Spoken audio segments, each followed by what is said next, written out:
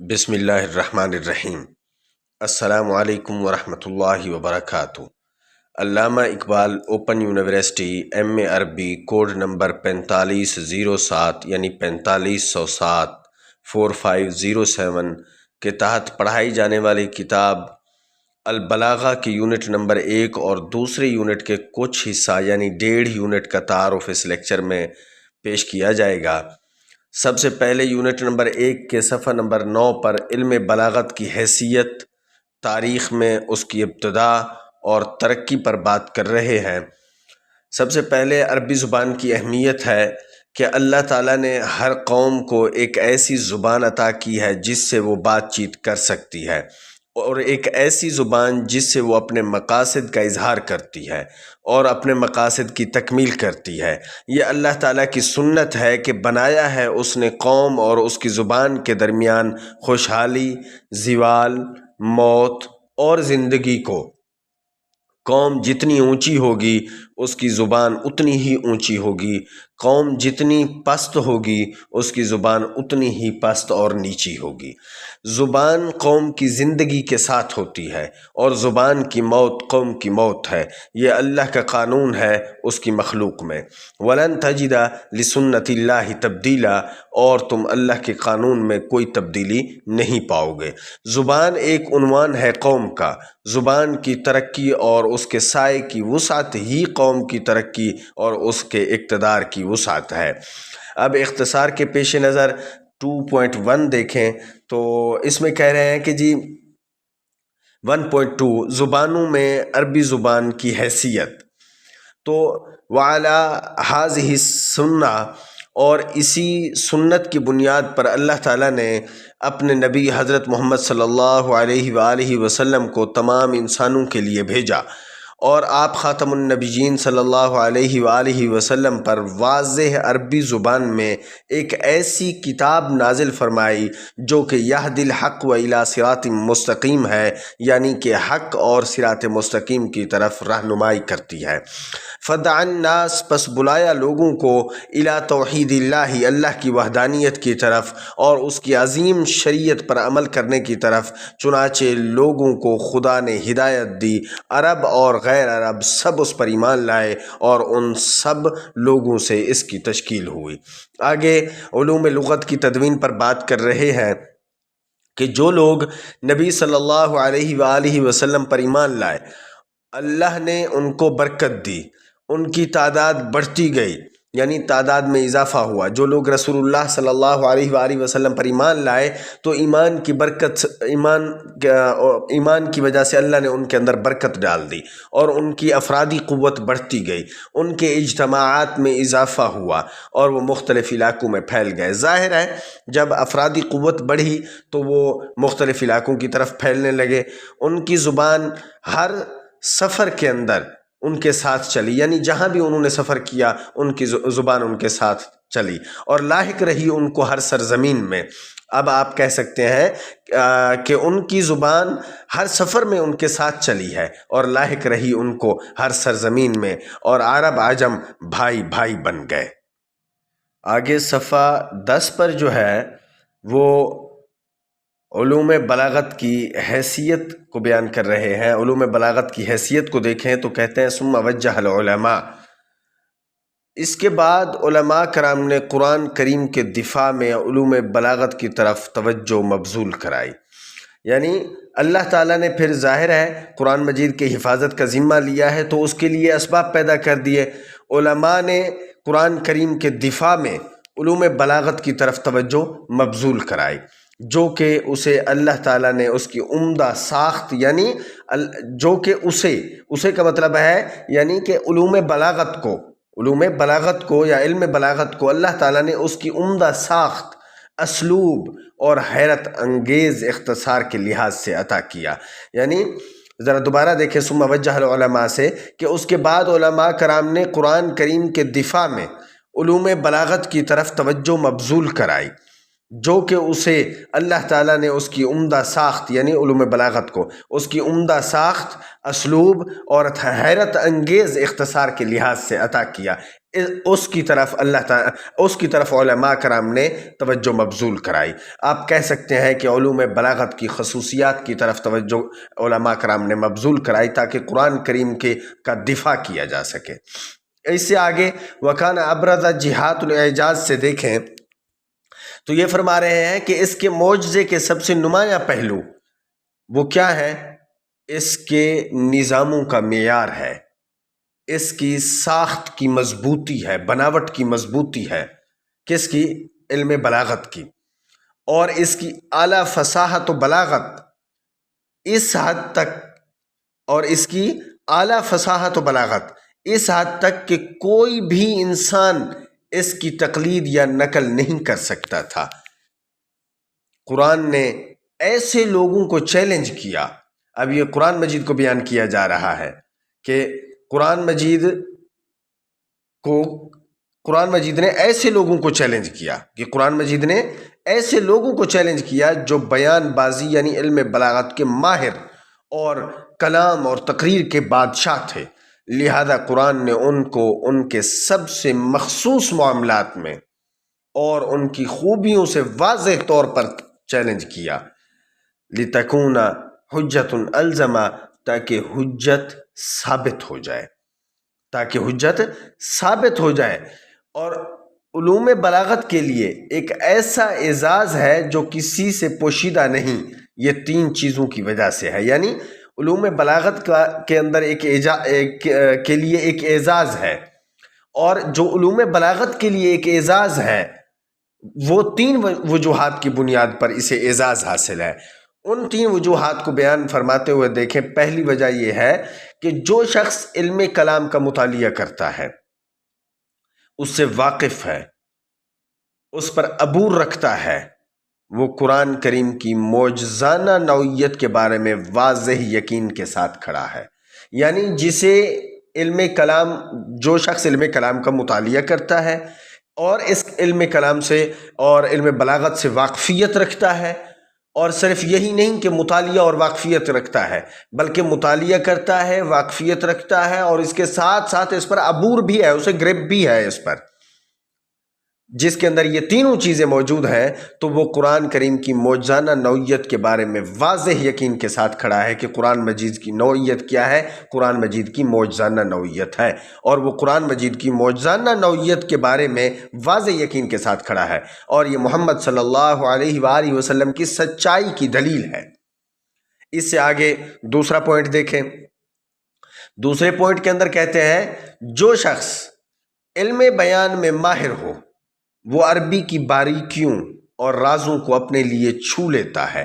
یعنی جو شخص علم بیان میں ماہر ہے وہ عربی کی باریکیوں اور اس کے رازوں کو اپنے لیے چھو لیتا ہے، یعنی عربی کی باریکیوں اور اس کے اندر چھپے ہوئے جو راز ہیں، علمی نکات ہیں، ان کو محسوس کر لیتا ہے، لیکن شرط یہ ہے کہ وہ شخص علم بیان میں ماہر ہو۔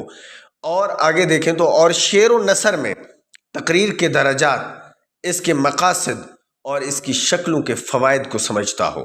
شعر و نثر میں تقریر کے درجات، یہاں آپ یہ کہہ سکتے ہیں کہ شعر و نثر میں کلام کے درجات کو، اور شعر و نثر میں جہاں کلام کے درجات کو سمجھتا ہے وہاں اس کے مقاصد کو سمجھتا ہو، اور اس کے ساتھ ساتھ اس کی شکلوں کے فوائد کو سمجھتا ہو، اس لیے اسے صحیح نقد کی طرف رہنمائی حاصل ہوتی ہے۔ تو آپ کیا کہہ سکتے ہیں کہ جو شخص علم بیان میں ماہر ہو، عربی کی باریکیوں اور رازوں کو چھو لیتا ہو، شعر و نثر میں کلام کے درجات، اس کے مقاصد اور اس کی شکلوں کے فوائد کو سمجھتا ہے، تو اس کے لیے اسے صحیح نقد کی طرف رہنمائی حاصل ہوتی ہے، اسے صحیح نقد کی طرف رہنمائی حاصل ہوتی ہے۔ اور کیسے ایک جاہل شخص اس میں سے ایک کلام کی فضیلت کو دوسرے کلام پر جانتا ہے، یعنی کیسے ایک شخص جو ہے ایک کلام کی فضیلت کو دوسری کلام کی فضیلت پر جانتا ہے، یعنی ایک کو دوسری پر کیسے افضل قرار دیتا ہے۔ آگے پوائنٹ نمبر 3 دیکھیں تو اس کے اندر یہ ہے کہ ان فنون کا طالب علم اور ان کے معنی کا ماہر اگر کسی مقصد کے لیے شعر یا نثر لکھنا چاہے تو عقلی طور پر اس کا حکم تلاش کر کے مقصد تک رہنمائی پا سکتا ہے۔ میں اسے ذرا دوبارہ دہرا دیتا ہوں پوائنٹ نمبر 3 کو، کہ ان فنون کا طالب علم، جو فنون اس نے اوپر ذکر کیے ہیں، اور ان کے معنی کا ماہر، اگر کسی مقصد کے لیے شعر یا نثر لکھنا چاہے، کسی مقصد کو حاصل کرنے کے لیے، شعر کے اندر اپنا مقصد بیان کرنے کے لیے یا نثر کے اندر اپنا مقصد بیان کرنے کے لیے، یعنی کسی بھی مقصد کے لیے شعر یا نثر لکھنا چاہتا ہے تو عقلی طور پر اس کا حکم تلاش کر کے مقصد تک رہنمائی پا سکتا ہے۔ کیوں؟ اس لیے کہ وہ ان فنون کا طالب علم ہے اور ان کے معنی میں مہارت رکھتا ہے۔ جب معنی میں مہارت رکھتا ہے تو مقصد تک رہنمائی پا سکتا ہے۔ اس سے آگے صفحہ نمبر 11 پر تدوین علوم البلاغہ کو دیکھیں۔ تدوین علوم البلاغہ سے یہ کہہ رہے ہیں کہ علوم بلاغت کی تدوین۔ اب علوم بلاغت کی تدوین کو بیان کرتے ہوئے کہتے ہیں کہ یہاں سے اہل علم نے فصاحت و بلاغت کے معنی اور ان میں فرق تلاش کرنا شروع کیا ہے۔ یعنی اہل علم نے فصاحت و بلاغت کے معنی اور ان معنی میں فرق کو تلاش کرنا شروع کیا ہے کہ ان معنی کے اندر کیا فرق ہے، اور قرآن کی ترکیبوں میں ظاہر ہونے والی خصوصیات اور فوائد کے راز کو تلاش کرنا شروع کیا، اور یہ کہ اس میں اتنی عظمت کیسے تھی کہ اس نے زبانیں خاموش کر دیں۔ یعنی اس وجہ کو تلاش کرنا شروع کر دیا کہ اس میں اتنی عظمت کیسے تھی، کلام اللہ میں، قرآن میں اتنی عظمت کیسے تھی کہ اس نے اپنے زمانے کے فصیح و بلیغ لوگوں کی زبانوں کو خاموش کر دیا اور علوم بلاغت کے ماہروں کو عاجز کر دیا۔ چنانچہ اس سے فصاحت و بلاغت کی چھان بین پیدا ہوئی۔ جب لوگوں نے یہ تلاش شروع کر دی کہ اس کی عظمت کو تلاشنا شروع کیا اور یہ وجوہات تلاشنا شروع کی کہ زبانیں کیسے خاموش ہو گئیں اور علوم بلاغت کے ماہروں کو کیسے عاجز کر دیا گیا، تو جب یہ کام شروع ہوا تو اس سے فصاحت و بلاغت کی چھان بین پیدا ہوئی اور انہوں نے اس میں لکھنا شروع کیا۔ اس وقت اس میں کوئی مستقل کتاب ایسی نہیں تھی جو اس کے ضابطے بیان کرتی اور اس کے عمومی اصول و ضوابط بیان کرتی۔ صفحہ 12 پر آپ الدفعۃ الاولی من المتقدمین سے دیکھیں۔ علم البیان وکما قیلا، جیسا کہ کہا جاتا ہے کہ ابو عبیدہ پہلے ماہر لسانیات تھے۔ ابو عبیدہ پہلے ماہر لسانیات تھے جنہوں نے اپنی بہترین صلاحیت کے ساتھ تحقیق کی اس بارے میں جو کہ وارد ہوا ہے قرآن میں بیان کے طریقوں میں سے۔ یعنی ابو عبیدہ پہلے ماہر لسانیات تھے جنہوں نے اپنی صلاحیتوں کو بروئے کار لاتے ہوئے اس بارے میں تحقیق کی کہ قرآن مجید کے اندر بیان کیے جانے والے جو طریقے ہیں ان کے بارے میں انہوں نے گفتگو کی۔ آپ کہیں اسالیب قرآن، یعنی انہوں نے اسالیب قرآن کے اوپر جو ہے وہ تحقیق کی اور جمع کیا اس کو ایک کتابچہ میں، اور اس کا نام رکھا مجاز القرآن۔ آگے علم المعانی کو دیکھیں۔ علم المعانی سے یہ کہہ رہے ہیں کہ جہاں تک علم معانی کا تعلق ہے، جہاں تک علم معانی کا تعلق ہے تو یہ قطعی طور پر معلوم نہیں ہے کہ اس بارے میں سب سے پہلے کس نے بات کی۔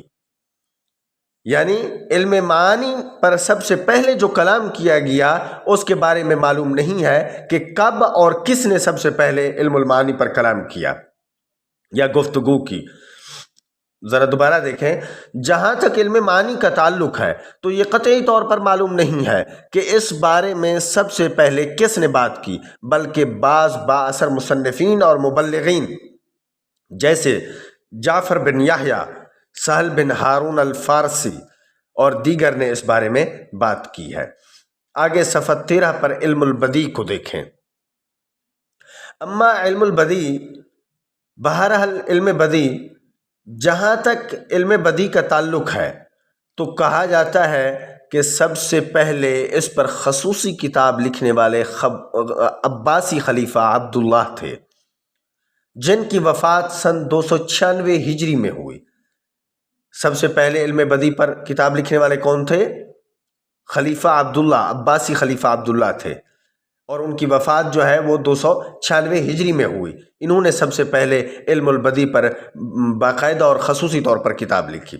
ان سے پہلے کے شعراء مثلاً بشار، مسلم بن ولید، ابو تمام وغیرہ نے اپنی شاعری میں بدی کی قسمیں استعمال کی ہیں۔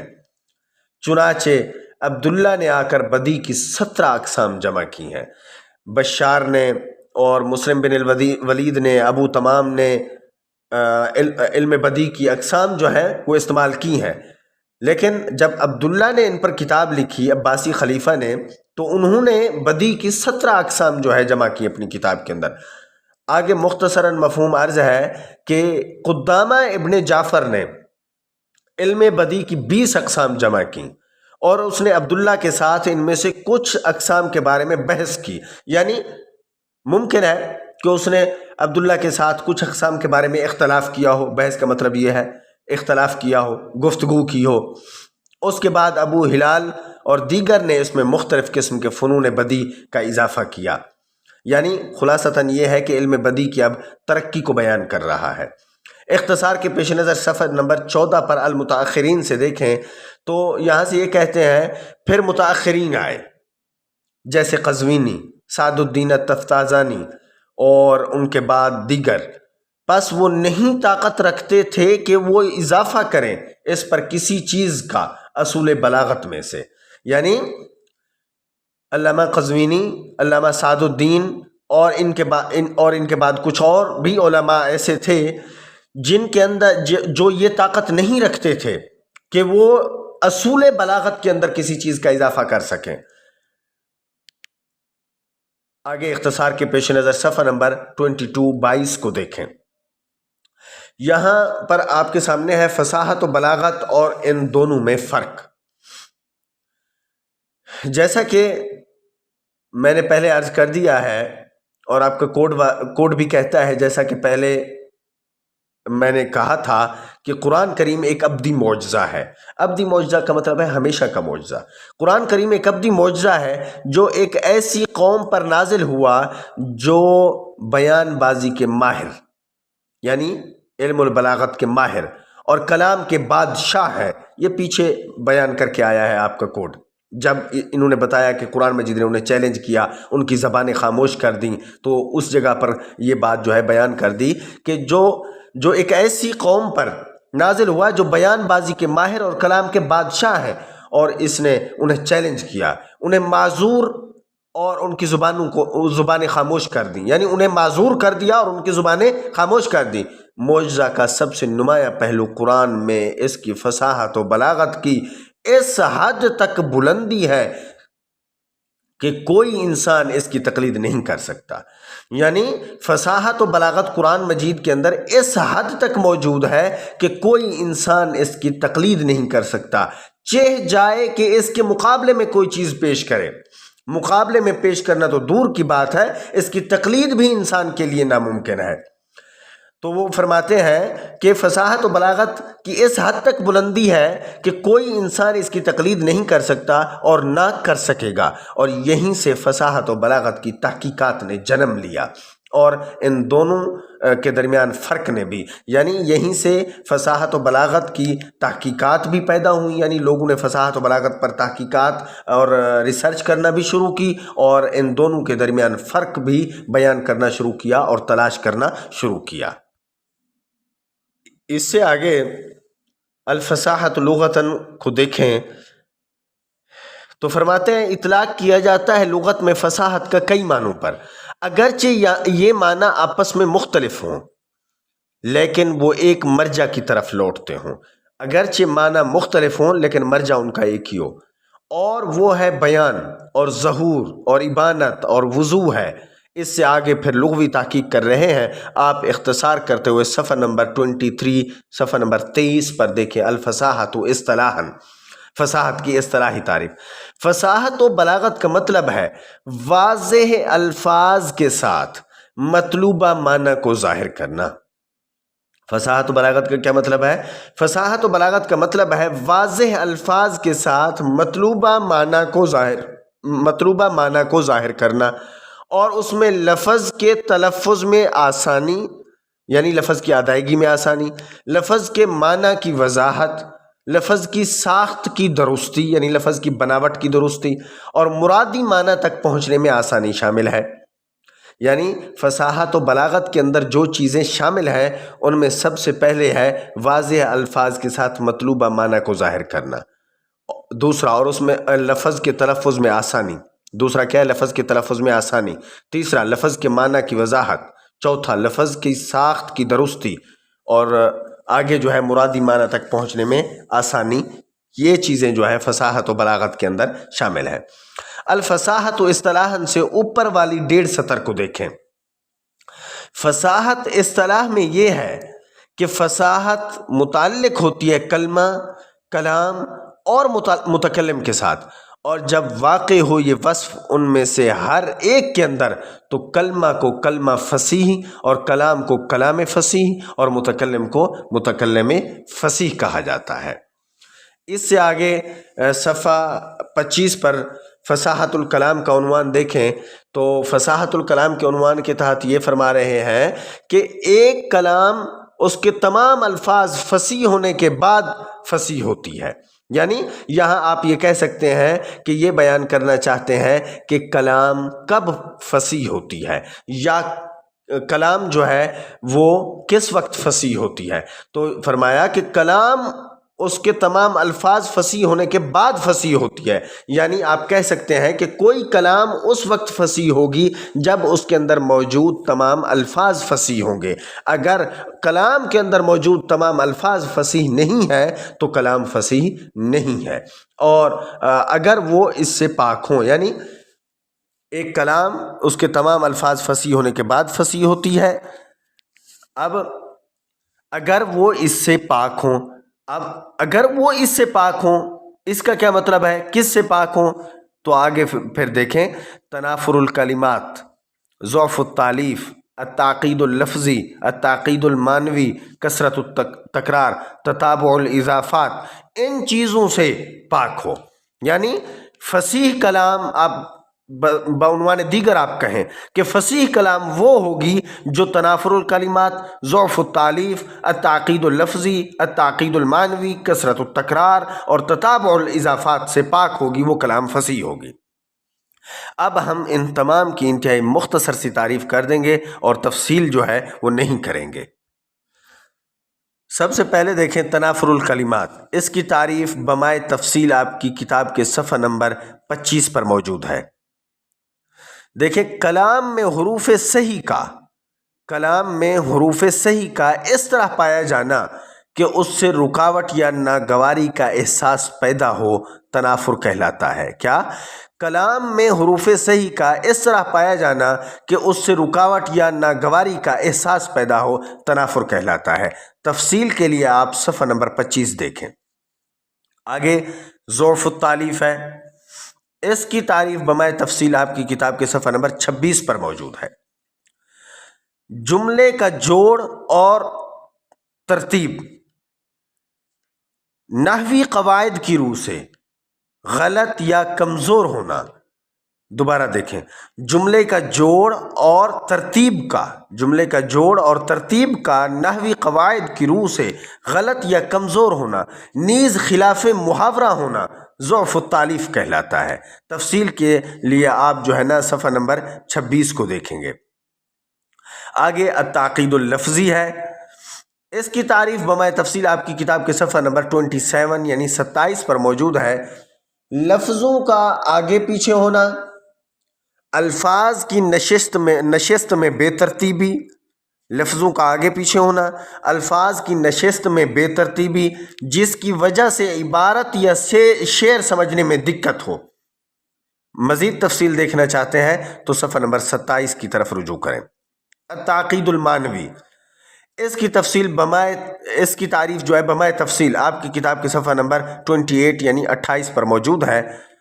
ऐसा लफ्ज़ इस्तेमाल किया जाना, ऐसा लफ्ज़ इस्तेमाल किया जाना जिससे शायर की मुराद कुछ और हो मगर महल्ले इस्तेमाल में कुछ और माना दे रहा हो। तफसील के लिए सफ़ा नंबर 28 को देखेंगे। कसरतुत तकरार, इसकी तारीफ़ बमाए तफसील, कसरतुत तकरार जो है इसकी तारीफ़ बमाए तकरीर, कसरतुत तकरार की तारीफ़ आप तफसील के साथ जो है अपनी किताब के सफ़ा नंबर 29 पर देख सकते हैं। اور یہ ہے کہ ذکر کیا جائے ایک ہی کلمہ کا کلام میں 2 مرتبہ لگاتار۔ اب کثرت و تکرار کیا ہے کہ ذکر کیا جائے ایک ہی کلمہ کا کلام میں 2 مرتبہ لگاتار۔ تفصیل کے لیے صفحہ نمبر 29 دیکھیں گے۔ تتابع الاضافات، اس کی تعریف بمائے تفصیل آپ کی کتاب کے صفحہ نمبر 30 پر موجود ہے۔ جہاں تک تتابع الاضافات کا تعلق ہے، یہ حقیقت ہے کہ اسم کو ایک اوور لیپنگ اضافے سے جوڑا جاتا ہے، یعنی جس میں الفاظ ایک دوسرے سے مطابقت نہیں رکھتے۔ تفصیل کے لیے صفحہ نمبر 30 دیکھیں۔ اس سے آگے جو ہے اسی صفحہ 30 پر فصاحت المتکلم کے عنوان سے دیکھیں۔ فصاحت المتکلم، ایک متکلم اس وقت فصیح ہوگا جب اس نے تیار کیا ہو اپنے ہاں فصاحت کا ملکہ، یعنی اس کے اندر فصاحت کا ملکہ پایا جاتا ہو تو تبھی جا کر فصیح ہوگا۔ ایک متکلم اس وقت فصیح ہوگا جب اس نے تیار کیا ہو اپنے ہاں فصاحت کا ملکہ، جو کہ علم کی ایک خوبی ہے جو اس کے صاحب کی روح میں گہرائی تک پیوست ہوتی ہے، جس کے ذریعے وہ کسی بھی مقصد کے لیے فصیح کلام میں اپنے ارادے کا اظہار کر سکتا ہے، جس کے ذریعے سے وہ کسی بھی مقصد کے لیے فصیح کلام کے ذریعے سے اپنے ارادے کا اظہار کر سکتا ہے۔ وہ فصاحت و بلاغت کے ساتھ کلام کو اس کی مختلف شکلوں میں ترتیب دینے کے قابل ہو جائے گا۔ اختصار کے پیش نظر صفحہ نمبر 31 یعنی 31 پر البلاغہ کا عنوان ہے، وہاں سے دیکھیں۔ البلاغہ، لفظ بلاغت کا مادہ یا حروف اصلیہ با، لام اور غین، یہ ہے با، لام، غین ہے، اور یہ مصدر بلغ یبلغ علی وزن نصر ینصر ہے، یعنی نصر ینصر کے وزن پر ہے۔ اس سے آگے 3.1 میں بلاغت کی لغوی تحقیق پیش کر رہے ہیں کہ زبان میں بلاغت کسی چیز تک پہنچنا ہے، زبان میں بلاغت کسی چیز تک پہنچنا ہے، جیسا کہ کہا جاتا ہے کہ فلاں نے جو چاہا حاصل کر لیا، فلاں نے جو چاہا حاصل کر لیا۔ اختصار کی غرض سے 2.3 کو دیکھیں، اس میں بلاغت کی اصطلاحی تعریف بیان کر رہے ہیں کہ البلاغت اصطلاحاً بیان بازی، یعنی علم بلاغت کی تعریف، یعنی علم بلاغت کی تعریف مختلف تعریفوں کے ساتھ ایک اصطلاح کے طور پر کی جاتی ہے۔ عبد الحمید بن یحییٰ الکاتب نے کہا، علم بلاغت تقریر کے قریب ترین پہلوؤں سے مفاہیم کا تعین کرتی ہے۔ میرے خیال میں اب ایک تعریف کافی ہے اختصار کے پیش نظر۔ آپ آگے صفحہ نمبر 32 پر 3.3 دیکھیں، وہاں بلاغت الکلام کا عنوان ہے کہ بلاغت الکلام یہ عبارت ہے کلام کی مطابقت کے بارے میں، یہ ٹرانسلیشن میں کر رہا ہوں کہ یہ عبارت ہے کلام کی مطابقت کے بارے میں جو کہ تقاضا کرتی ہے مخاطب کے حال کا فصاحت کے ساتھ، اپنے مفردات اور منظم ترکیب کے ساتھ، مراد پر دلالت کی واضح وجوہات کے ساتھ۔ اصطلاح میں کلام بلیغ ہوتی ہے اگر ان درج ذیل شرائط کو پورا کرتی ہو، تو آپ کہہ سکتے ہیں کہ یہ کلام اصطلاح کے اندر بلیغ ہے، لیکن شرط یہ ہے کہ یہ شرائط جو ہم ذکر کر رہے ہیں ان پر پوری اترتی ہو۔ ان شرائط میں سے پہلی ہے کلام کے تمام الفاظ کی فصاحت، کلام کے تمام الفاظ کی فصاحت۔ یہ چیزیں ہم اوپر پڑھ کر آئے ہیں، لیکن وہاں طریقہ کار اور تھا، یہاں بیان کرنے کا اسلوب اور ہے۔ پہلا کیا ہے؟ کلام کے تمام الفاظ کی فصاحت، یعنی کلام فصیح وہ کلام ہوگی جس کے اندر موجود تمام الفاظ فصیح ہوں گے، یہ بات ہم نے اوپر پڑھی ہے۔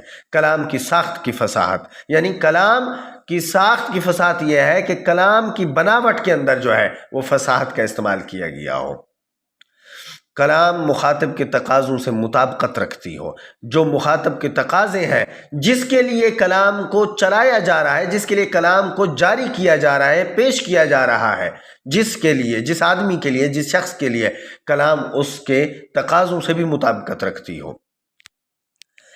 اسے یعنی کلام کو واضح ترین اظہار میں منظم اور مربوط کرنا، کلام کو واضح ترین اظہار میں منظم اور مربوط کرنا جو اس بات کی نشاندہی کرتا ہے کہ کلام کا مقصد کیا ہے۔ آگے بیان کر رہے ہیں کہ ہمیں 3 چیزوں کا علم ہونا چاہیے، ایک کلام کی کیفیت، دوسرا کلام کا تقاضا، اور تیسرا تقاضے کے مطابق کلام کی کیفیت۔ تقاضے کے مطابق کلام کی کیفیت صفحہ نمبر 33 پر بلاغت المتکلم سے دیکھیں۔ ایک متکلم اس وقت بلیغ ہوتا ہے جب اس نے اپنے ہاں بلاغت کا وہ ملکہ تیار کیا ہو کہ وہ قادر ہو اس کے ذریعے سے اپنے مقصود کے اظہار پر۔ صفحہ 34 پر فصاحت اور بلاغت کے درمیان فرق کو دیکھیں۔ فصاحت اور بلاغت کے درمیان فرق کو بیان کرتے ہوئے فرماتے ہیں کہ فصاحت و بلاغت کے حوالے سے اوپر معلوم ہوا کہ بلاغت زیادہ مخصوص ہے فصاحت سے، کہ بلاغت زیادہ مخصوص ہے فصاحت سے، اور فصاحت اس سے عام ہے چونکہ اسے لیا گیا ہے بلاغت کی تعریف میں۔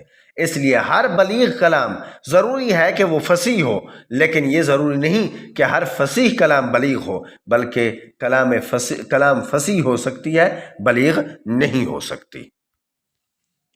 اس سے آگے دوسرے یونٹ کے صفحہ نمبر 51 پر آ جائیں۔ اب ہمارا دوسرا یونٹ سٹارٹ ہو رہا ہے، لیکن ہم جو آج سبق پڑھیں گے اس کا خلاصہ آخر میں عرض کر دوں گا، پہلے یونٹ کا بھی اور دوسرے کا جو حصہ ہم پڑھ رہے ہیں اس کا بھی۔ فی الحال جو ہے آپ دوسرا یونٹ جو ہے ہم اس کا آغاز کر رہے ہیں، تو آپ اس کے صفحہ نمبر 51 یعنی 51 پر جو ہے آ جائیں۔ اس پر ہے علم المعانی اور اس کے ابواب کو بیان کر رہے ہیں۔ علم المعانی اور اس کے ابواب کو بیان کر رہے ہیں۔ یہاں تمہید کے عنوان کے تحت یہ بیان کر رہے ہیں کہ جیسا کہ ہم پہلے جان چکے ہیں، بلاغت کلام میں مقرر کو چاہیے بلاغت کلام میں مقرر کو چاہیے کہ وہ اپنی کلام کو مخاطبین کے حالات کے مطابق پیش کرے، وَأَن يَخْتَارَ لَهُ أَسْلُوبًا، اور اس کے لیے ایسے اسلوب کا انتخاب کرے، ایسا اسلوب پسند کرے جو واضح دلالت کرے مراد پر زبان کے مختلف مانوس اسالیب میں سے، یعنی ایسا اسلوب چنے کلام پیش کرنے کے لیے، ایسا طریقہ اختیار کرے جو واضح دلالت کرے مراد پر، یعنی مقصد جو ہے اس کے کلام سے واضح طور پر نظر آ رہا ہو، اور وہ زبان کے مختلف جانے پہچانے اور مانوس اسالیب اختیار کرے، غیر مانوس اسلوب جو ہے وہ اختیار نہ کرے۔ اذ لا بد لمن یطلب البلاغہ، جو شخص اپنی کلام میں فصاحت چاہتا ہے، جو شخص اپنی کلام میں بلاغت کا مطالبہ کرتا ہے، بلاغت چاہتا ہے، آپ کہیں جو شخص اپنی کلام میں فصاحت چاہتا ہے اسے مختلف حالات کا مطالعہ کرنا چاہیے مخاطبین کے لیے۔ وہ کلام کی مخصوص شکلوں کو جانتا ہے، وہ کلام کی مخصوص شکلوں کو جانتا ہو جو ان حالات کے لیے موضوع ہیں، یعنی جو مخاطبین کے حالات کے لیے موضوع ہیں، تاکہ وہ اپنی کلام کو حالات سے ہم آہنگ کر سکے۔ جس طرح کے حالات ہیں، یعنی آپ کہیں کہ تاکہ وہ اپنی کلام کو تقاضوں سے ہم آہنگ کر سکے، آپ یہ بھی کہہ سکتے ہیں تاکہ وہ اپنی کلام کو مخاطبین کے تقاضوں سے ہم آہنگ کر سکے۔ یہ تینوں معنی درست ہیں۔ وَكَذَلِكَ لَا بُدَّ لَهُ، اور اسی طرح ضروری ہے لغت کے مختلف اسالیب اور طریقوں کی پہچان، تاکہ اختیار کرے اپنی کلام میں ایسا واضح اسلوب جو کہ دلالت کرے معنی پر پہلی نظر میں۔ ذرا دوبارہ دیکھیں۔ اور اسی طرح ضروری ہے کہ لغت کے مختلف اسالیب اور طریقوں کی پہچان، یعنی لغت کے مختلف اسالیب اور طریقوں کی بھی پہچان ہونی چاہیے۔ اور اب لغت کے مختلف اسالیب اور طریقوں کی پہچان کیوں ہونی چاہیے؟ وہ اس وجہ سے ہونی چاہیے تاکہ اختیار کرے اپنی کلام میں ایسا واضح قسم کا اسلوب جو کہ دلالت کرے معنی پر پہلی نظر میں ہی معنی سمجھ آ جائے، ایسا اسلوب اختیار کرے۔ اب الاول، یہاں آپ کو الاول عبارت کے اندر نظر آ رہا ہے، تو یہاں سے یہ فرما رہے ہیں کہ پہلا یہ ہے کہ اسے پہچان ہو احوال۔ پہلا کیا ہے؟ کہ اسے پہچان ہو احوال، مقتضیات اور علم المعانی کے وظیفہ کی۔ دوسرا الثانی سے دیکھیں تو کہہ رہے ہیں کہ دوسرا یہ ہے کہ وہ پہچانتا ہو متعدد اسالیب اور مختلف طریقے ایک ہی معنی کے ادا کرنے کے جو کہ موقوف ہے علم البیان پر۔ دوسرا کیا ہے کہ وہ پہچانتا ہو متعدد اسالیب اور مختلف طریقے ایک ہی معنی کے ادا کرنے کے جو کہ موقوف ہے علم البیان پر، یعنی ایک ہی معنی کے ظاہر کرنے کے یا ادا کرنے کے متعدد اسالیب اور مختلف طریقے جو ہیں یہ موقوف ہے علم البیان پر۔ اور جیسا کہ ہم شروع میں ذکر کیا ہم نے کہ ہم نہیں جانتے کسی ایک کو کہ جس نے سبقت کی ہو ابو عبیدہ سے، جو کہ شاگرد ہیں خلیل بن احمد الفراہیدی کے، جو کہ تدوین کی کتاب انہوں نے علم البیان میں، جس کا نام رکھا مجاز القرآن، یہ اوپر ہم بیان کر چکے ہیں۔ پھر ان کے بعد علماء نے ان کی پیروی کی۔ اختصار کے پیش نظر آپ صفحہ کے آخر میں تعریف علم المعانی و فائدہ جو ہے وہاں سے دیکھیں تو علم المعانی کی تعریف اور اس کے فوائد پر بات کر رہے ہیں کہ گفتگو کی ہے علماء نے علم المعانی کی تعریف اور کلام میں اور اس کے کام اور اس کے فائدے کے بارے میں۔ آگے صفحہ نمبر 52 پر یقولون سے دیکھیں۔ یقولون سے وہ کہتے ہیں کہ علم المعانی وہ اصول و ضوابط ہیں، علم المعانی وہ اصول و ضوابط ہیں جن سے مخاطبین کے حالات اور کلام میں ان کے تقاضوں کا علم ہوتا ہے، اور متکلم کس طرح اپنی بات کو حالات کے تقاضوں کے مطابق بناتا ہے تاکہ مقصد تک پہنچ سکے، جس کے لیے کلام چلائی گئی ہے یا جس کے لیے کلام کا آغاز کیا گیا ہے ایک مخصوص شکل میں۔ اختصار کے پیش نظر اسی صفحہ پر ومن فوائد علم المعانی کی عبارت جو ہے وہاں سے دیکھیں تو ومن فوائد علم المعانی سے یہ کہہ رہے ہیں کہ علم المعانی کے فوائد میں سے یہ ہے کہ جو شخص اس سے واقف ہے وہ کلام کے مقامات کو جانتا ہے۔ کیا؟ جو شخص اس سے واقف ہے، علم المعانی کے فوائد میں سے یہ ہے کہ جو شخص اس سے واقف ہے وہ کلام کے مقامات کو جانتا ہے، اس کے لیے کلام کی مخصوص شکلوں کا انتخاب کرتا ہے اور اس مقصد کو حاصل کرتا ہے جس کے لیے کلام مقصود ہوتی ہے، اور اس مقصد کو حاصل کرتا ہے جس کے لیے کلام مقصود ہوتی ہے، یعنی جس کے لیے کلام کی جاتی ہے، جس مقصد کے لیے گفتگو کی جاتی ہے وہ اس مقصد کو حاصل کرتا ہے۔ اس سے آخری پیراگراف وَعْلَمْ أَنَّ الْمُتَكَلِّمَ مَعَ الْمُخَاطَب سے دیکھیں کہ یہ آخری پیراگراف ہے اس صفحہ کا۔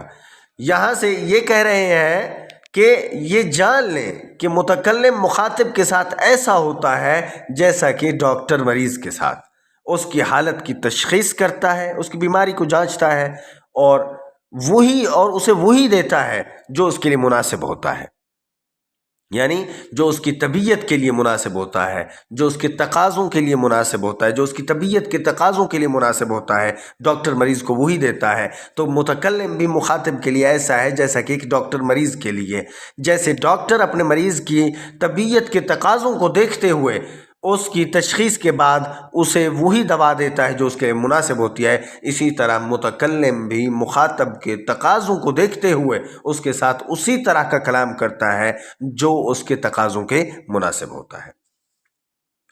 یہاں سے ترجمہ میں دوبارہ کر دیتا ہوں کہ اور جان لیں کہ متکلم مخاطب کے ساتھ ایسا ہوتا ہے جیسا کہ ڈاکٹر مریض کے ساتھ اس کی حالت کی تشخیص کرتا ہے اور اسے وہی دیتا ہے جو اس کے لیے مناسب ہوتا ہے۔ متکلم کو کلام کا حق اتنا ہی ہونا چاہیے جس کی اسے ضرورت ہو، نہ کہ اس سے زیادہ، یعنی ضرورت سے زیادہ نہ ہو، تاکہ اس سے فضول اور بے فائدہ کلام صادر نہ ہو اور اس غرض سے کلام خالی نہ ہو جس کے لیے کلام شروع کی گئی ہے۔ یعنی جب کلام عبث کرے گا، بے فائدہ گفتگو کرے گا تو پھر متکلم جو ہے غرض سے ہٹ جائے گا پھر اس کی کلام جو ہے غرض سے خالی ہوگی، تو اس لیے کہہ رہے ہیں کہ اتنی ہی اختیار ہو جتنی اسے ضرورت ہے، ضرورت سے زیادہ اختیار نہ ہو، تاکہ اسے فضول اور بے فائدہ کلام صادر نہ ہو، اور اس غرض سے کلام خالی نہ ہو جس کے لیے کلام شروع کی گئی ہے۔ یہی وجہ ہے کہ مخاطب تک پہنچائی جانے والی کلام کی شکلیں مختلف ہوتی ہیں۔ یہی وجہ ہے کہ مخاطب تک پہنچائی جانے والی کلام کی شکلیں مختلف ہوتی ہیں۔ اس سے آگے صفحہ 53 پر 53 پر آ جائیں۔ یہاں آپ کو ایک عبارت نظر آ رہی ہے وَلِهَذَا يُقَالُ الْحَالُ۔ یہاں سے دیکھیں تو فرما رہے ہیں اور اسی وجہ سے کہا جاتا ہے، اور اسی وجہ سے کہا جاتا ہے کہ حال وہ امر داعی ہے متکلم کے لیے کلام میں خصوصیت چاہنے کی طرف۔ اس کا اب آسان مطلب میں آپ کو عرض کر دیتا ہوں، لیکن اس سے پہلے آپ ذرا دوبارہ اس کا ترجمہ دیکھیں۔ وَلِهَذَا يُقَالُ الْحَالُ سے ترجمہ دیکھیں، فرما رہے ہیں اور اسی وجہ سے کہا جاتا ہے، اور اسی وجہ سے کہا جاتا ہے کہ حال وہ امر داعی ہے متکلم کے لیے کلام میں خصوصیت چاہنے کی طرف۔ اب ہم اس کا آسان مطلب بھی بیان کرتے ہیں کہ اس کا آسان مطلب یہ ہے کہ یعنی مخاطب کا حال دعوت دیتا ہے، مخاطب کا حال دعوت دیتا ہے کہ متکلم اپنی کلام میں خصوصیت پیدا کرے، متکلم اپنی کلام میں خصوصیت پیدا کرے۔ اب میں نے عرض کیا کہ مخاطب کا حال دعوت دیتا ہے، اب مخاطب کا حال یعنی مخاطب کے تقاضا، مخاطب کا حال بھی کہہ سکتے ہیں آپ، تقاضا بھی کہہ سکتے ہیں آپ، یہ بھی کہہ سکتے ہیں کہ مخاطب کا مقتضائے حال، مخاطب کا حال جو ہے، مخاطب کے تقاضا دعوت دیتا ہے اس بات کی کہ متکلم اپنی کلام میں خصوصیت پیدا کرے، اور وہ خصوصیت کیا ہے؟ اور وہ خصوصیت ہے مقتضائے حال، مقتضائے حال خصوصیت ہے، یعنی متکلم دوران گفتگو مخاطب کی صلاحیتوں، متکلم دوران گفتگو مخاطب کی صلاحیتوں اور استعداد کو مد نظر رکھے، مخاطب کی صلاحیتوں، استعداد اور تقاضوں کو مد نظر رکھے۔ اختصار کی بنیاد پر ابواب علم المعانی سے دیکھیں، ابواب علم المعانی سے دیکھیں، یہاں ابواب علم المعانی سے یہ بیان فرما رہے ہیں جیسا کہ ہم نے ذکر کیا کہ علم المعانی میں بحث کی جاتی ہے خطاب کے احوال اور اس کے مقتضیات کے بارے میں، اور قادر ہوتا ہے متکلم کیا؟ اب یہ بات یاد رکھیں کہ علم المعانی میں کس چیز کے ساتھ بحث کی جاتی ہے؟ احوال کے ساتھ، اور اس کے مقتضیات کے بارے میں، یعنی اس کے تقاضوں کے بارے میں، اور قادر ہوتا ہے متکلم ان احوال اور مقتضیات کی معرفت پر، مقتضیات اور احوال جو ہے متکلم ان کی معرفت پر قادر ہوتا ہے اپنی کلام کرنے کے وقت۔ میں اس کا ترجمہ دہرا دیتا ہوں، فرما رہے ہیں جیسا کہ ہم نے ذکر کیا ہے کہ علم المعانی میں بحث کی جاتی ہے خطاب کے احوال اور اس کے مقتضیات کے بارے میں، اور قادر ہوتا ہے متکلم ان احوال اور مقتضیات کی معرفت پر اپنی کلام کرنے کے وقت۔ علم المعانی کو آگے فرما رہے ہیں کہ علم المعانی کو 9 ابواب میں تقسیم کیا گیا ہے، اور وہ 9 ابواب جو ہیں انہوں نے دیکھیں آپ کے سامنے جو ہے وہ لکھ دیے ہیں۔ سب سے پہلے نمبر پر ہے احوال الخبر، احوال الخبر، دوسرا ہے احوال الانشاء، تیسرا ہے احوال الاسناد الخبری، چوتھا، پانچواں ہے احوال المسند الیہ، چھٹا احوال متعلقات الفعل او ما فی معناہ، ساتواں احوال القصر ہے، اور آٹھواں احوال الفصل والوصل ہے، نوواں احوال الایجاز الاناب ہے۔ اب دیکھیں یہ 9 ہیں علم المعانی کے ابواب، یعنی علم المعانی کو ان 9 ابواب میں تقسیم کیا گیا ہے، لیکن آگے جو ہے فرما رہے ہیں معانی کا علم ان 9 ابواب تک محدود ہے، کیونکہ مخاطب کو جو کلام کی جاتی ہے اس کلام کے کہنے والے کو اس میں سچا یا جھوٹا کہا جا سکے تو خبر ہے۔ آپ کیا یہاں سے یہ فرما رہے ہیں کہ علم المعانی یا معانی کا علم ان 9 ابواب تک محدود ہے، کیونکہ مخاطب کو جو کلام کی جاتی ہے اس کلام کے کہنے والے کو اس میں سچا یا جھوٹا کہا جا سکے تو خبر ہے، یعنی کلام کرنے والے کو سچا یا جھوٹا کہہ سکے تو وہ کلام خبر ہے۔ آگے صفحہ تبدیل کر کے آپ صفحہ نمبر 54 پر آ جائیں۔ یہاں پر یہ فرما رہے ہیں اور اگر کلام کے قائل کو، پیچھے کیا فرمایا، کلام کے قائل کو سچا یا جھوٹا کہا جا سکے تو وہ کلام خبر ہے، اور اگر صفحہ 54 پر فرما رہے ہیں اور اگر کلام کے قائل کو سچا یا جھوٹا نہ کہا جا سکے تو ایسی کلام انشاء ہے۔ خلاصہ یہ ہے کہ کلام کے قائل کو سچا یا جھوٹا کہا جا سکے تو وہ کلام خبر ہوگی، اگر سچا یا جھوٹا نہ کہا جا سکے تو ایسی کلام جو ہے کلام انشاء ہے۔ اسی صفحہ کے آخری پیراگراف کو دیکھیں، اس میں فرما رہے ہیں کہ آپ کو معلوم ہو کہ علم المعانی کو 9 ابواب تک محدود کرنا کوئی حتمی حد نہیں ہے۔ اوپر فرمایا ہے نا کہ علم المعانی جو ہے اس کو تقسیم کیا گیا ہے 9 ابواب میں۔ اب یہاں پر فرما رہے ہیں کہ ہم آپ کے علم میں دینا چاہتے ہیں یہ بات کہ علم المعانی کو 9 ابواب تک محدود کرنا کوئی حتمی حد نہیں ہے، بلکہ ہم ان میں سے کچھ کو جوڑ کر ابواب کی تعداد کو کم کر سکتے ہیں، یا انہیں ایک دوسرے سے الگ کر کے الگ الگ مزید ابواب بھی بنا سکتے ہیں، یعنی ہم اس کی 9 ابواب تک حد بندی جو کی ہے یہ حتمی نہیں ہے، بلکہ اس سے کم بھی تعداد ہو سکتی ہے، زیادہ بھی ہو سکتی ہے، جیسا کہ بعض فصیح لوگوں یعنی بلغاء نے اپنی کتابوں میں کیا ہے۔ یعنی فصیح لوگوں نے اپنی کتابوں میں جو ہے وہ 9 تک اس کے ابواب کی تعداد کو محدود نہیں کیا ہے، بلکہ کم اور زیادہ کیا ہے۔ اب میں یہاں یہ عرض کر دوں کہ اس سارے سبق کا ایک مختصر اور آسان خلاصہ جو ہے میں عرض کرنا چاہتا ہوں، کیونکہ یہ علم المعانی تھوڑا سا مشکل ہے اور عموماً ہمارے طلباء کے لیے بہت زیادہ مسائل ہوتے ہیں ایسے علوم کے اندر، تو میں نے جو ابھی تک سارا عرض کیا ہے میں نے اس کا پھر ایک خلاصہ آسان انداز میں تیار کیا ہے تاکہ ہمارے طلباء کو سمجھنے کے اندر جو ہے وہ آسانی ہو سکے، تو میں اب وہ عرض کر دیتا ہوں، اور وہ یہ ہے کہ بلاغت کی بحث میں اس بات کو واضح کیا گیا ہے کہ کلام کی بلاغت میں ضروری ہے کہ کلام فصاحت کی شرائط کو پورا کرنے کے ساتھ ساتھ مخاطب کے حال کے تقاضے کے مطابق ایک خاص پیرائے میں ہوتے ہوئے ایک ایسے اسلوب میں پیش کی جائے جو کہ معنی مراد کو واضح کرنے کے لیے متکلم کے خیال میں زیادہ مناسب ہو۔ یہ ساری باتیں میں اسی میں سے عرض کروں گا جو اوپر ہم پڑھ کے آئے ہیں۔ اس لیے کیا معنی مراد کو واضح کرنے کے لیے متکلم کے خیال میں زیادہ مناسب ہو، اس لیے کلام کی بلاغت کے لیے جہاں فصاحت کے شرائط کا جاننا ضروری ہے، کلام کی بلاغت کے لیے جہاں فصاحت کے شرائط کا جاننا ضروری ہے، وہاں یہ بھی ضروری ہے کہ متکلم کو مخاطب کے حالات اور ان کے تقاضے اور پھر ان تقاضوں کو لغت میں ایک خاص پیرائے میں پیش کرنے کا علم بھی ہو۔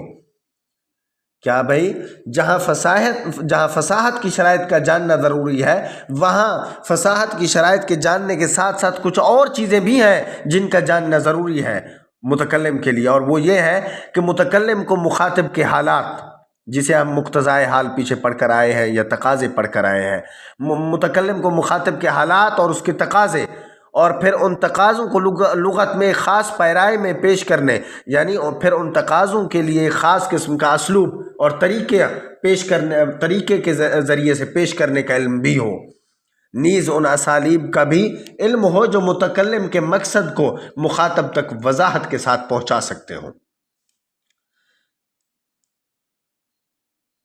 آگے فرما رہے ہیں کہ متکلم تقاضوں کو بیان کرتا اور پھر کلام کو ان تقاضوں کے مطابق مخصوص لغوی پیراؤں میں پیش کرنے پر روشنی ڈالنا، یہ علم المعانی کا کام ہے۔ کیا؟ تقاضوں کو بیان کرنا اور پھر کلام کو ان تقاضوں کے مطابق مخصوص لغوی پیرایوں یا پیراگرافس میں پیش کرنے پر روشنی ڈالنا، یہ علم المعانی کا کام ہے۔ علم البیان میں ان مختلف اسالیب سے بحث کی جاتی ہے جو کہ متکلم کے مقصد کو مخاطب تک وضاحت کے ساتھ پہنچاتے ہیں۔ علم البیان کی تدوین کا کام علم المعانی سے پہلے ہوا، یہ ذہن میں رکھیں، علم البیان کی تدوین کا کام علم المعانی سے پہلے ہوا۔ یہ چیزیں ہم پہلے پڑھ کر آئے ہیں، اب میں ذرا آسان کر کے پیش کر رہا ہوں۔ اس علم میں سب سے پہلے، جیسا کہ پہلے بتایا گیا ہے، کہ ایک مشہور عالم ابو عبیدہ نے مجاز القرآن کے نام سے ایک کتاب لکھی، پھر دیگر علماء لغت نے اس کی پیروی کرتے ہوئے چھوٹے چھوٹے رسائل علم البیان کے مسائل رسائل میں علم البیان کے مسائل کو بیان کیا۔ یہ باتیں وہاں میں نے چھوڑ دی تھیں، لیکن یہاں عرض کر رہا ہوں تاکہ پھر جو ہے وہ آسانی ہو سکے۔ سب سے پہلے ابو عبیدہ نے مجاز القرآن کے نام سے ایک کتاب لکھی، پھر دیگر علماء نے اس کی پیروی کرتے ہوئے چھوٹے چھوٹے رسائل میں علم البیان کے مسائل کو بیان کیا۔ جہاں تک علم المعانی کا تعلق ہے، اس کے متعلق حتمی طور پر یہ نہیں کہا جا سکتا کہ کس نے سب سے پہلے اس علم میں تدوین کی۔ ہاں یہ ضرور ہے کہ مشہور علماء لغت مثلا جاحظ، ابن قتیبہ اور ابو العباس نے اپنی تصانیف میں جگہ جگہ اس علم کے مسائل پر بحث کی ہے، لیکن یہ سب ابتدائی کام تھا۔ پھر ایک عرصہ کے بعد عبد القاہر الجرجانی نے اپنی دو مشہور کتابوں اسرار البلاغہ اور دلائل الاعجاز میں قدر تفصیل سے اس علم کے مسائل کو اجاگر کیا۔ پھر ابو یعقوب یوسف نے اپنی مشہور اور شہرہ آفاق کتاب المفتاح کے تیسرے حصے میں، اپنی کتاب کے المفتاح کے تیسرے حصے میں علم بلاغت پر بحث کرتے ہوئے علم المعانی کے مسائل پر منظم اور تفصیلی انداز میں بحث کی، اور یہی کتاب بعد کے مصنفین کے لیے ایک رہنما ثابت ہوئی۔ علماء بلاغت نے علم المعانی کی تعریف اور اس علم کے فوائد بیان کیے، جس کا خلاصہ جو ہے میں عرض کر دیتا ہوں۔ ہم نے اوپر بھی پڑھا، لیکن یہاں پھر خلاصے کے طور پر عرض کرتا ہوں کہ علم المعانی ان اصول و قواعد کا مجموعہ ہے جن کے ذریعے مخاطب کے حالات اور ان کے تقاضے معلوم ہوتے ہیں۔ ان اصول و قواعد کو معلوم کرنے کے بعد اگر متکلم اپنی کلام میں ان کو عملی شکل میں پیش کرنے کی مسلسل کوشش کرتا ہے تو اس میں یہ صلاحیت، تو مصنف کے اندر آپ کہیں، متکلم کے اندر کہیں، یہ صلاحیت پیدا ہو جاتی ہے کہ وہ اپنی کلام کو مخاطب کے حالات کے تقاضوں کے مطابق، اپنی کلام کو مخاطب کے حالات کے تقاضوں کے مطابق ایک مخصوص لغوی شکل میں پیش کر کے ان مقاصد کو بآسانی حاصل کر سکتا ہے جس کے لیے اس نے کلام کا استعمال کیا۔ دیگر علوم کی طرح علم المعانی کے بھی اپنے فائدے ہیں۔ دیگر فائدوں کے ساتھ ساتھ اس کا سب سے بڑا فائدہ، یعنی دیگر علوم کے جس طرح فوائد ہیں اسی طرح علم المعانی کے بھی فوائد ہیں، جس طرح دیگر علوم کے فوائد ہیں اسی طرح علم المعانی کے بھی اپنے فوائد ہیں۔ اس کے بہت سارے فوائد کے ساتھ ساتھ اس علم کا سب سے بڑا فائدہ یہ ہے کہ اس علم پر دسترس حاصل کرنے کے بعد قرآن کریم کے اعجاز کا صحیح پتہ چلتا ہے۔ یعنی اگر اس علم پر دسترس حاصل ہو گئی تو اس کے بہت سارے فوائد حاصل ہوں گے، دسترس حاصل کرنے والے کو بہت سارے فوائد حاصل ہوں گے، لیکن ان میں سے سب سے بڑا فائدہ یہ ہے کہ قرآن کریم کے اعجاز کا صحیح پتہ چلتا ہے، اور اس کتاب الہی کے معجز ہونے پر یقین کامل ہو جاتا ہے، اس علم کے ذریعے قرآن کریم کی بلاغت کے مختلف گوشے سامنے آتے ہیں، اور پتہ چلتا ہے کہ کیوں عرب جو کہ فصاحت و بلاغت کے ہوتے ہوئے قرآن کریم کی ایک چھوٹی سی صورت کا ہم پلہ لانے سے قاصر ہوئے، اور پتہ چلتا ہے کہ کیوں عرب جو کہ فصاحت و بلاغت کے شاہ سوار ہوتے ہوئے قرآن کریم کی ایک چھوٹی سی صورت کا ہم پلہ لانے سے قاصر ہو گئے، اور اسلام کے ساتھ شدید مخالفت کے باوجود اس چیلنج کا مقابلہ نہ کر سکے۔ یعنی کہ اسلام کے ساتھ انتہائی زیادہ مخالفت تھی ان کی، لیکن اس شدت ناک مخالفت کی باوجود وہ اس چیلنج کا مقابلہ نہ کر سکے۔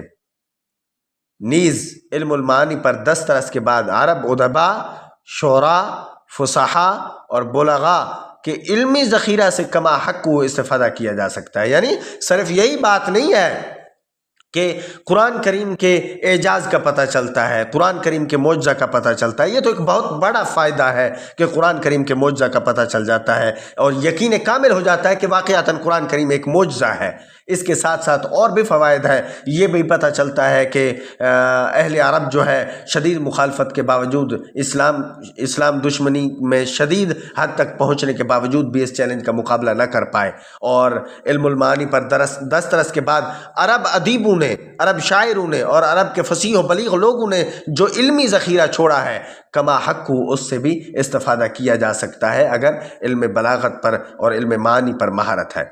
ان کتابوں کے اسرار و رموز اور پیش قیمت اسرار و رموز سامنے آ جاتے ہیں، یعنی ان کتابوں کے اندر موجود بہت بڑا خزانہ جو ہے، علمی خزانہ، وہ سامنے آ جاتا ہے۔ ان کے اندر بیان اور فصاحت و بلاغت کو اپنانے کی صلاحیت پیدا ہوتی ہے اور انسان ایک بہترین ناقد بن سکتا ہے۔ ان باتوں کو لیکچر میں نہیں عرض کیا، اس لیے خلاصہ میں عرض کر رہا ہوں۔ یاد رکھیں کہ متکلم اور مخاطب کا تعلق ایسا ہے جیسا کہ ڈاکٹر اور مریض کا ہوتا ہے۔ ڈاکٹر مریض کی سب سے پہلی اچھی تشخیص کرتا ہے، اس کے مرض کا تعین کرتا ہے، پھر اس مرض کے مطابق دوائی دیتا ہے۔ آگے آپ دیکھیں کہ اگر مریض اس دوائی کو ڈاکٹر کی ہدایات کے مطابق استعمال کرے تو ڈاکٹر کا دوائی دینے کا مقصد پورا ہوتا ہے۔ اسی طرح متکلم کو بھی مخاطب سے بات کرنے سے پہلے مخاطب کے حالات کو معلوم کرنا ہوگا، پھر ان کے حالات کے مطابق اس کے سامنے کلام پیش کرنی ہوگی اور لغت کے اس مخصوص پیرائے کو استعمال کرنا ہوگا جو اہل زبان کے نزدیک ایسے حالات کے لیے جانا پہچانا ہو۔ مخاطب کی حالت ایک ایسا امر ہے، مخاطب کی حالت ایک ایسا امر ہے جو کہ متکلم کو اپنی کلام کو ایک خاص پیرائے میں پیش کرنے کی دعوت دیتا ہے۔ پیچھے ہم نے اوپر پڑھا تھا امر داعی، اب اسی امر داعی کو بیان کر رہے ہیں کہ مخاطب کی حالت ایک ایسا امر ہے جو کہ متکلم کو اپنی کلام کو ایک خاص پیرائے میں پیش کرنے کی دعوت دیتا ہے۔ اس لیے مخاطب کی حالت کو امر داعی اور کلام کے مخصوص پیرائے کو مختص الحال کہا جاتا ہے۔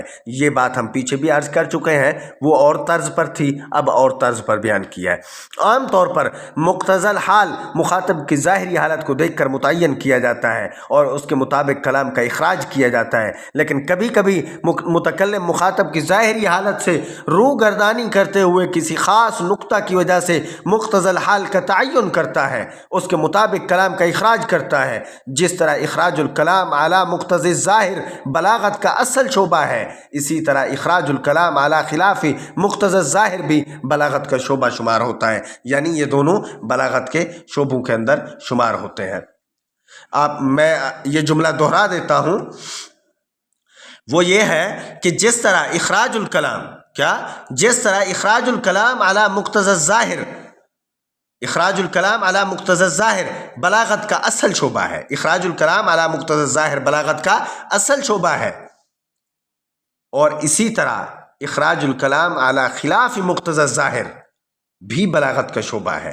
ایک اصل شعبہ ہے، ایک کے بارے میں اصل شعبہ کا لفظ استعمال نہیں کیا، اس فرق کو سمجھیے گا، اور وہ یہ ہے کہ اخراج الکلام علی مقتضی الظاہر بلاغت کا اصل شعبہ ہے، اسی طرح اخراج الکلام علی خلاف مقتضی الظاہر بھی بلاغت کا شعبہ شمار ہوتا ہے، یعنی ہیں دونوں بلاغت کے شعبے۔ اس کے علاوہ جو ہے میرا عرض عموماً رہ جاتا ہے آپ کی خدمت میں، اور وہ یہ ہے کہ میرے اس یوٹیوب چینل جس سے آپ کو استفادہ ہو رہا ہے، اور اس کا نام ہے AIOU عربک لرننگ ود انیس الرحمن، اس یوٹیوب چینل پر BS عربی اور MA عربی کے حوالے سے ایک بہترین علمی ذخیرہ جو ہے اب اپلوڈ ہونا شروع ہو چکا ہے، اور اس سے مجموعی طور پر تو تمام یونیورسٹیز کے طلباء جو ہے استفادہ کر سکتے ہیں، لیکن اس میں میں نے خصوصی خیال علامہ اقبال اوپن یونیورسٹی کے MA عربی اور BS عربی کے طلباء کا رکھا ہے۔ تو برائے مہربانی میں آپ سے درخواست کرتا ہوں کہ میرے چینل کو سبسکرائب کریں، لائک کریں اور بیل آئیکن پریس کریں، اور اسے شیئر بھی کریں، دوستوں تک بھی اسے پہنچائیں اور دوستوں کو آگاہی دیں میرے چینل کی، تاکہ زیادہ سے زیادہ لوگ جو ہے اس سے فائدہ حاصل کر سکیں۔